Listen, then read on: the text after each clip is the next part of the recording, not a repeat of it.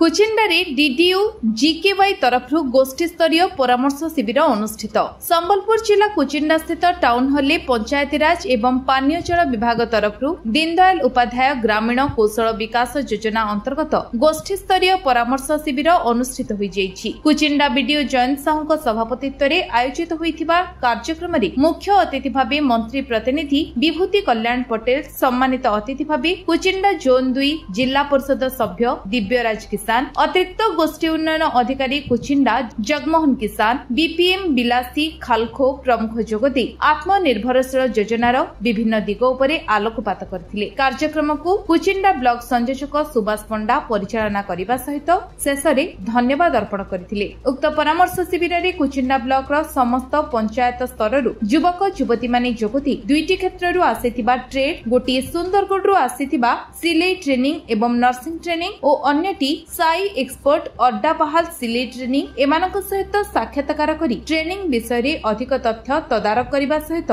निःशुल्क रजिस्ट्रेशन करथिले। कार्यक्रम रे ब्लॉक रो समस्त सीआरपी एमबीके उपस्थित रही सहयोग करथिले। संबलपुर जिला कुचिंडा रिंकू कुसुम का रिपोर्ट, विश्व विजय न्यूज ओडिशा।